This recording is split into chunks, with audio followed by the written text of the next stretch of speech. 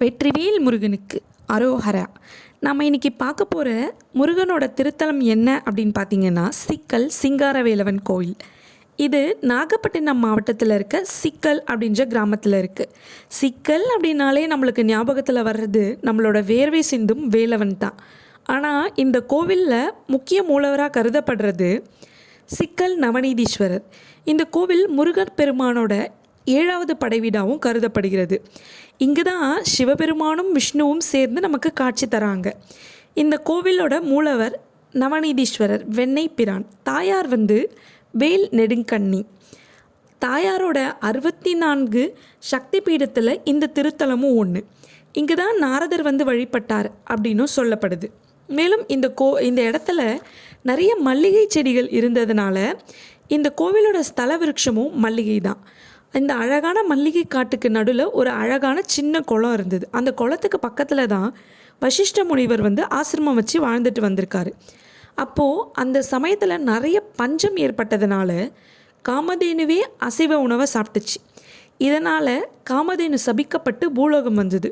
பூலோகம் சாப விமோக்ஷனத்திற்காக வசிஷ்ட முனிவரை பார்க்கணும் அப்படின்ட்டு காமதேனு அங்கே இருக்க ஒரு குளத்தில் குளிச்சிருச்சு. அப்படி குளிக்கும் பொழுது அது மடியில் இருந்த பால் எல்லாம் அங்கே இருக்க குளம் முழுவதும் பரவிடுச்சு.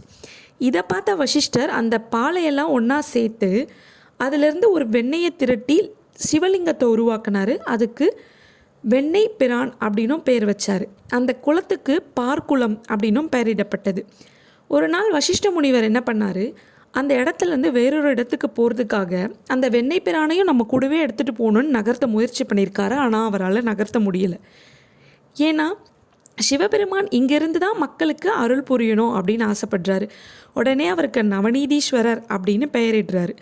இந்த தலத்தோட இன்னொரு பெரிய சிறப்பு என்ன அப்படின்னு பார்த்தோன்னா, இந்த தலத்தில் அன்னை வேல் நெடுங்கண்ணியிடமிருந்து சூரபத்மனை வதம் செய்வதற்காக முருகப்பெருமான் வேல் வாங்கினது.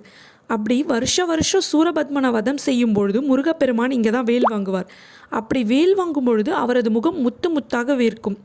இதனால் அவர் முத்துக்குமாரசுவாமி அப்படின்னும் அழைக்கப்படுறார். இந்த இடத்துல வள்ளி தெய்வ யானையோட முருகப்பெருமானை நம்ம தரிசிக்கலாம். மேலும் இங்கே இன்னொரு சிறப்பு அப்படின்னு பார்த்திங்கன்னா, விஷ்ணு பகவான் இங்கு கோல வாமன பெருமாள் அப்படின்ற பேரோட நமக்கு காட்சி தருகிறார். ஏன் இவருக்கு அந்த பேர் வந்ததுன்னா, அவர் வாமன அவதாரம் எடுக்கும் பொழுது மகாவல்லியை தோற்கடிக்கணும் அப்படின்னு இங்கே தான் சிவபெருமானை வணங்கிட்டு மகாவல்லியை தோற்கடித்தார் அப்படின்னும் நம்பப்படுகிறது. இந்த கோவிலோட இன்னொரு சிறப்பு என்னன்னு பார்த்தீங்கன்னா, நமக்கு குழந்தை வரம் வேணும் அப்படின்னு நினைக்கிறவங்க இங்கே போய் 6 விளக்கு ஏற்றி நெய் தீபம் ஏற்றி முருகப்பெருமானை வழிபட்டோன்னா நமக்கு சீக்கிரமே குழந்தை பாக்கியம் கிடைக்கும். இது போல் வேறு ஏதாச்சும் முருகர் கோவிலை பற்றி உங்களுக்கு தெரியணும், இல்லை வேறு கோவில்களை பற்றி தெரியணும்னா எந்த கோவில் அப்படின்ட்டு நீங்கள் கமெண்ட்டில் சொல்லுங்கள். மேலும் நம்மளோட சேனலை சப்ஸ்கிரைப் பண்ணிக்கோங்க. இது போல் நிறைய அப்டேட்ஸை பார்க்கலாம். முருகனே துணை. வெற்றிவேல் முருகனுக்கு அரோஹரா.